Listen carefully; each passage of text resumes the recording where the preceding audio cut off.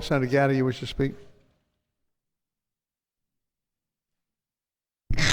Thank you, Mr. President. Just honored to come up here today to support this bill. This is a big deal. I know many of y'all have been here a long time. You know, leadership is tough when it comes to an issue like this because we've had long debates all day.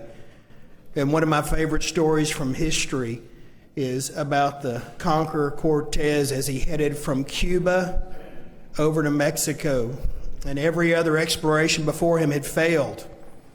So he unloaded the boats, he unloaded his men, and his first order was what? Burn the ships.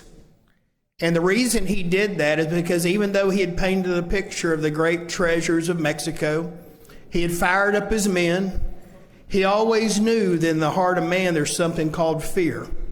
And if you don't remove fear from the heart of a man, he will retreat. That's his nature. Let's not forget what this bill does. Let's not forget the monumental ship that is being burned by this bill. To protect human life, nothing in this Constitution shall be construed to secure or protect a right to abortion or to require the funding of abortion. You know, we can all remember when we first found out that our spouse, that we were having that first baby. I remember Susan and I, she was in graduate school. We've been married about 3 years, and I thought, wow, let me say that backwards. Wow, we're having a baby.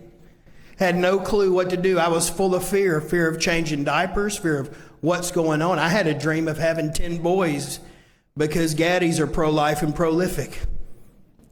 And here we are 20 years later with all girls. Fear sets in every day. And Catherine was born, and we were on Medicaid. Our doctor sat us down and said, y'all are poor students, you can't make it. And we had a lot of fear. But Susan and I decided to burn the ship. We said, we're going to reset everything. We're going to do what needs to be done to raise this little girl.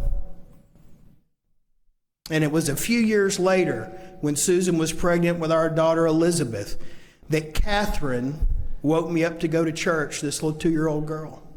This girl that I had feared entering the world, she said, Daddy, let's go to church. She had her sandals on, she had her hair done, and she said, let's go. And I said, where are we going to sit? She said, I want to sit on the front row. And I'm like, I don't want to sit on the front row. And the preacher preached out of the book of Nehemiah, and he said, even children can lead people to Christ. And I said, well, today must be my day. So guys, I'll tell you, so many people are fearful of having these babies. Let me just tell you some numbers. In 2017, what percentage of pregnancies in Louisiana do you think ended in abortion? 12.5%.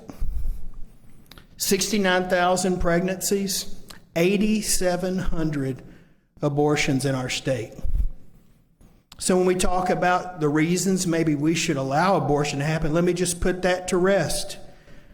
In the same year, only about 1,800 rapes were reported throughout our state. Only 1,800. Now that's a big number. We should be scared of that. We should work on that. But 12.5%. 12.5% of our pregnancies ended in abortion. Many people have said, well, I think it's okay to kill a baby in the womb if there's something wrong with it. Well, let me tell you another story. You know, we had Rebecca, everything didn't go right. It didn't. The doctor made a little mistake that turned into a big brain injury. And sweet Rebecca never walked or talked on this earth. She had so many seizures that the doctors at Shriner said, do you know her hips are out of socket? And we said, yeah.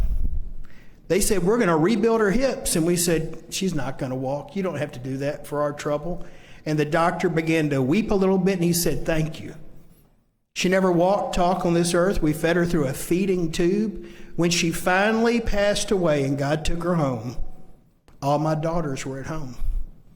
We all sat around there, and we weren't happy that she had left.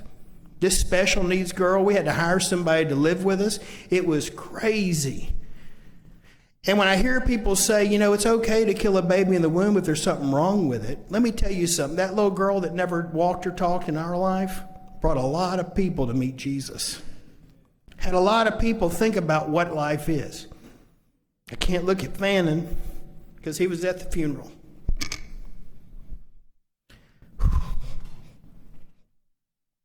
But when people say there's something wrong with that child, let's get rid of it, I say, you don't know the blessing you're missing. We were at Dallas Children's one night. I don't like telling this story. She had so many seizures, just so many seizures, back to back to back. Finally, the neurosurgeon back home called me and said, look, her brain is so damaged that she's hitting a milestone. And her brain's not going to myelinate. That means the sheath around the axons and dendrites are not going to form. It's like a bunch of electrical cords spread on the ground. And they've been stripped of the insulation. So as one thing fires, they all fire. What do we do? So she was sitting in this bed. Susan's hair was falling out. We were warming up breast milk, and we were feeding her like a baby bird.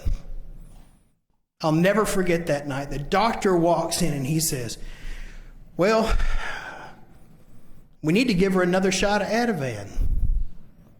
I'm like, I don't know what that is.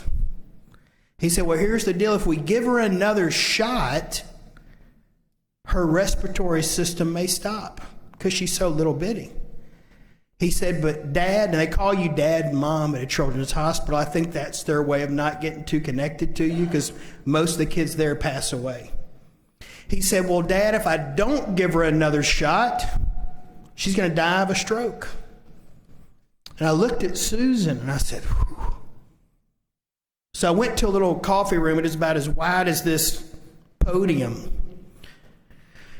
And I said, God, what do you want me to do? Because the doctor said, before I'll give her the shot, you have to sign a DNR. I'm like, what?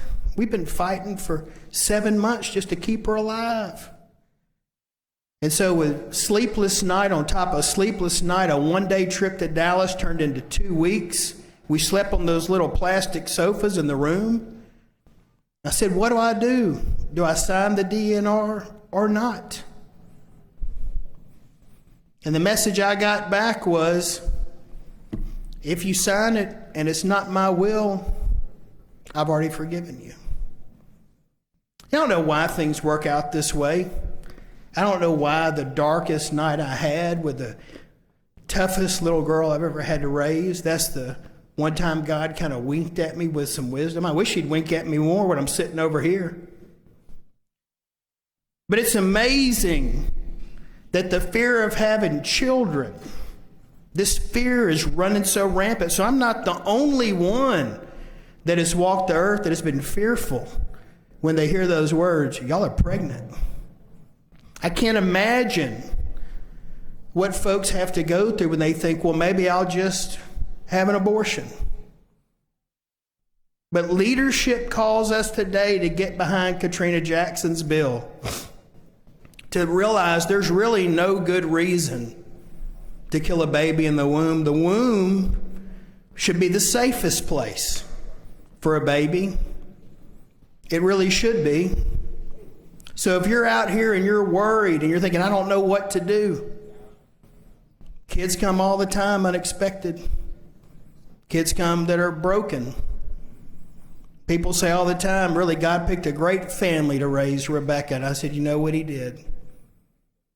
Susan had to quit her job, her dream job. She had gotten her PhD in psychology, and she was working at the children's clinic at the Health Science Center. And she called me, and she goes, I can't go back to work. Can't go back. And I said, well, honey, you pray about it. And if God leads you that way, you quit your dream job.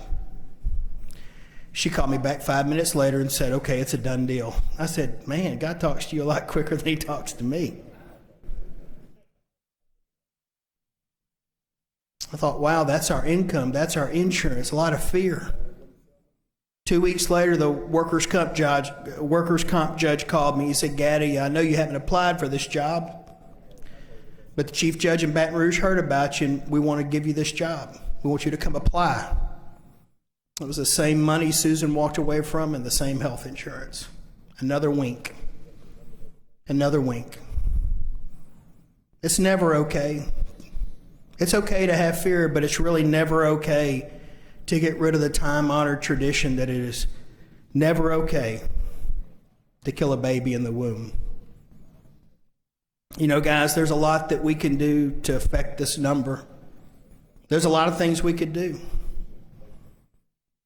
But I think it's time we bring our law in line with modern medicine. I was at Washington, D.C. at a think tank, and they were talking about this issue, both sides, pro-choice, pro-life. And the pro-choice guys, they couldn't figure out why the number of abortions was going down in a certain age group.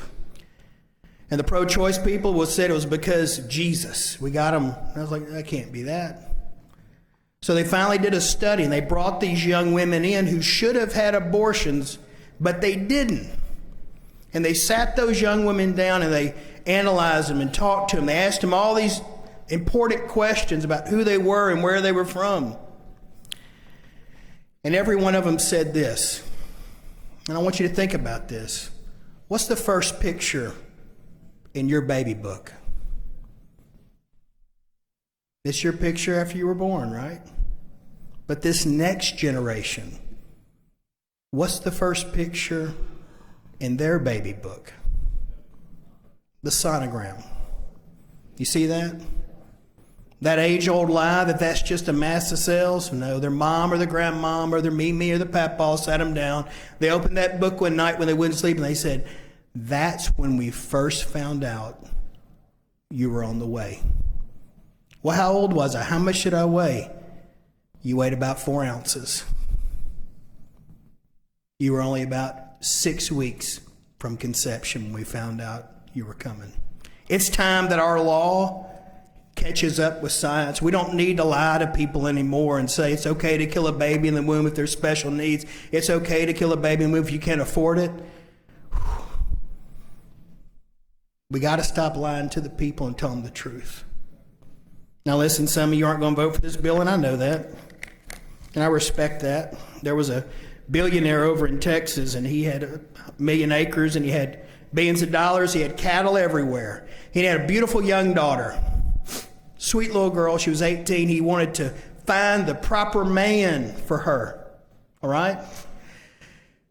So he said,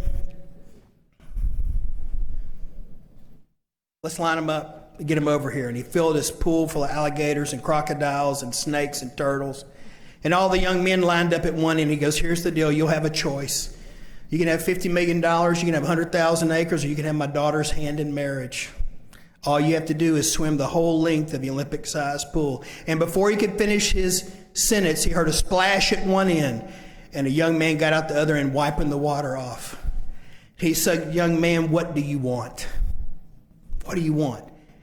You want the 50 million? You want the acreage? You want the daughter's hand? You know she's getting everything. He goes, no, sir, I want to know who the heck pushed me into the pool. You see, I'm just trying to push some of you into the pool. I know it's going to be tough going back home. I'm asking you to swim with some alligators and make this tough decision. But 100 years from now, we're going to be somewhere. And wouldn't it be awesome to welcome these families where we are? Thank you, and I rise in support. All right.